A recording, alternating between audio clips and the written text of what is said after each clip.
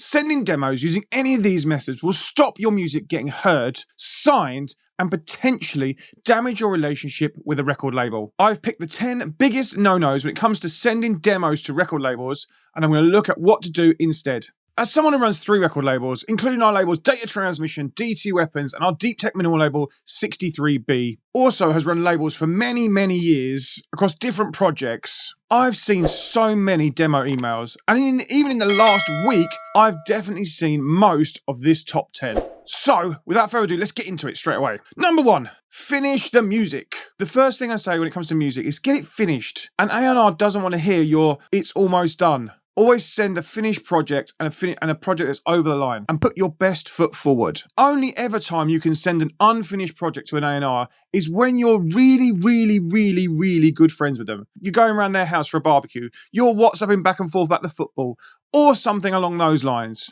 But if it's a cold email and you've never met them before, then it's your best foot forward. How do you decide if a demo is good enough? Well, first and foremost, you could drop it into our demo streams on Twitch every Monday from 1 o'clock in the UK. And all you need to do that is be part of our Discord community. And the link is in the description of this video. We listen to demos from our Discord members. We start a thread each week in our demo feedback section of Discord.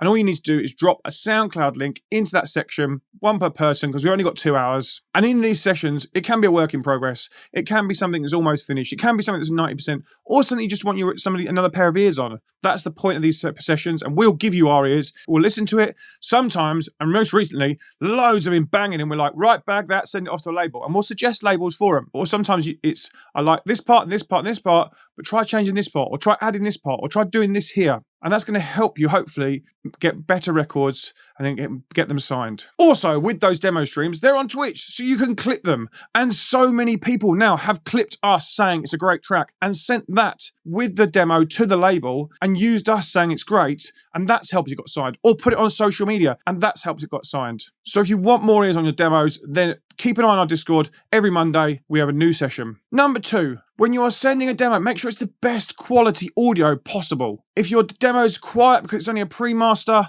then think about putting a limit on it just so it's DJable. This has got 2 points. Essentially, loads of these labels are led by DJs, and they want to test them out first. So make sure they're downloadable and they can test them. Personally, if it was me, I'd pay the £15, £20 to get someone to DJ master it for me and make sure it sounded the best it could do. You don't need to go full stem, mix and master. Just make it so it's DJable. Okay, our music is all ready. Let's move to the send process. And number 3, don't just blast every label out there, and definitely don't BCC every label in one email, or even worse, CC them. Holy moly. The hit and hope approach never works. And this next part of our process should be fun. Searching for the right label for your record should be a fun process. Again, if it's me, I'll get onto Traxsource, I'd get onto Beatport, I'd go into, if you're a smaller artist, go into the hype sections and the new release sections, especially on Beatport. Go into Beatport Hype and look in those sort of labels and see what music is in those sections, in those genres, and does your music fit that label? Really listen to the tracks they're putting out. Does it have loads of vocals? Does it have big drops?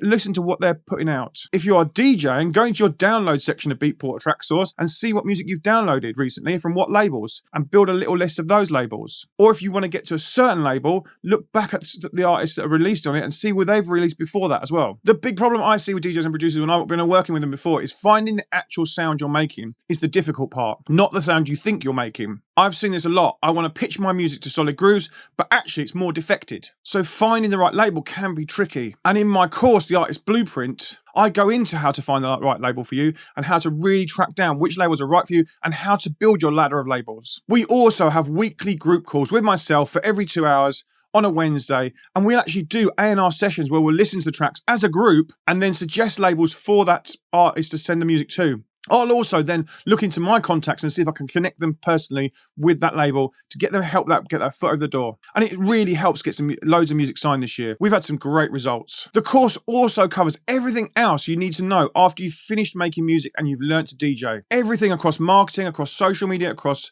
branding, across Instagram and Facebook ads, Spotify growth, and getting more gigs. We also look at how to get coverage from press media like Data Transmission. And we look at the whole release strategy in in one, in whole, and really break down a release strategy for you so you can actually get the maximum amount out of streams, out of downloads, out of your release. If you want to chat to me more about the course, then we jump on a discovery call and literally we'll chat for half an hour. I'm going to ask you tons of questions about what you're doing so far, where you are now, and really learn you basically, and then where you want to get to. And if that bit in the middle is the course, then we chat the course. And if you want to jump on one of those calls, the link is pinned in the comments and it's in the description. I'll see you on a call. Right, number 4, still on sending music. Don't ever send an MP3 or a WAV in an email. Or for that matter, use a WeTransfer link. As a label owner, I just want to click one link and play the demos. I want to stream them as simply as possible. I also don't want my inbox full of music and downloads, and also don't want my hard drive where I've downloaded WeTransfer stuff of stuff I don't like. Just reduce the friction as much as possible for label owners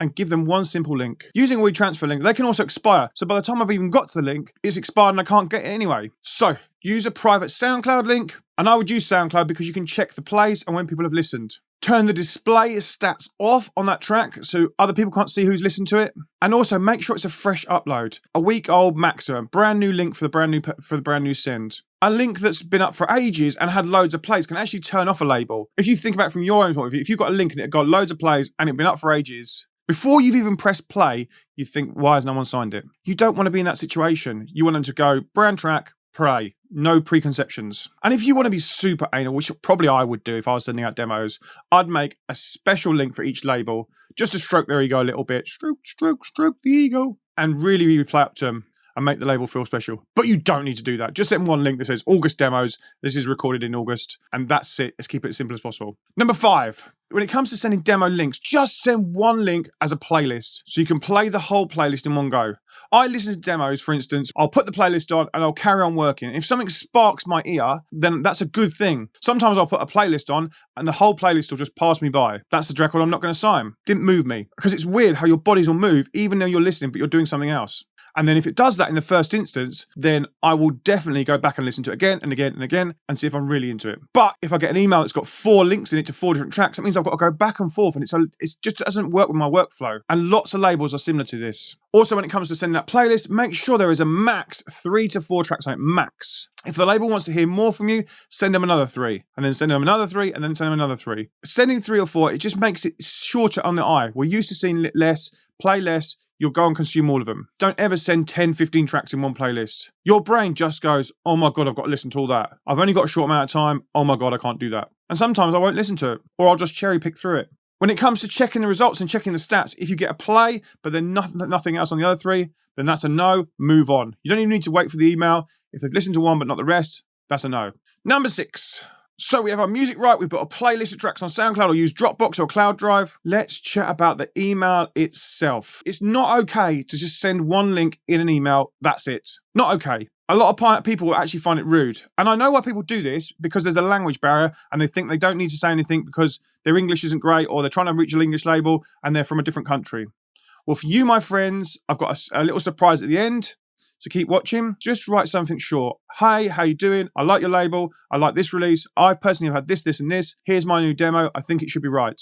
Simple. Also, think about what else you can do to sell yourself to that label. When I spoke to label manager Graham Sahar, and he runs 25 labels, he said, I have to sell records to the editors at the DSPs, digital streaming platforms, to make the most of it and get banners, editorial features, etc. The artists need to sell them to me first for me to then sell them on with what I have. Artists need to bear in mind that only DJ download stores care about the label. Everything now is artist-led. Artists need to learn this. They are the focal part, not the label. There is no label profile on Spotify, Apple, or iTunes. It's all about the artist. So what is the artist doing to build their own profile to make themselves attracted to editors? A label can help a lot of artists, but they expect the label to do everything and pay for press and promo. It's a joint venture, not I've signed to a label and then I've made it. That leads me on to number 7. When it comes to the email, don't make it too long. No one wants your life story. We haven't got time for it. So keep it short and punchy and just the headlines. If the label wants to know more about one of those headlines, then they can ask you and you can give them more depth. But again, short, punchy. And as I said, if you're struggling with these 2 points, stick to the end because I've got a surprise for you. Number 8. When it comes to sending the email, sending a blind email to a label's demos at email has a higher percentage of not working, and that's not going to get you very far. So do your research when it comes to labels and go on their SoundCloud page and look in their bio,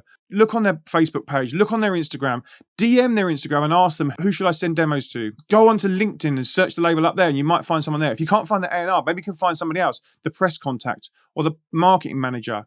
Send it to them, because then they'll go, oh, you need to send it to so-and-so, and you'll get the contact that way anyway. Be a little bit cheeky with it. Spend some time networking with labels at conferences like ADE or IMS or BMC. If you didn't check out this video, I go into depth about dance music conferences. Go and watch that next. Or being part of communities like on Facebook or our Discord community or other Discord communities. They're great for meeting labels and label managers. Number 9, when it comes to research about demos, these days demos might not use email at all. Labels are adopting different systems, and you need to find out what this system is. And again, go in their Facebook, SoundCloud, bios on those pages or website, and it will tell you which system and what link to send your demo. Take that time researching. It will save you time in the long run, and it will get that demo heard. Understand how they are accepting demos these days, because it's so different for different labels. There are some great systems out there, including Trackstack, which loads of big house, tech house, deep tech, and techno labels are using. This is a great system. You upload your track to it, and the label can check them from there, and then they'll give you feedback. Also, there's the Beatport-owned Label Radar. Again, similar system. For us at Data Transmission, the way to get your demo signed is part of our Twitch streams. We use the Twitch stream and the audience to check out the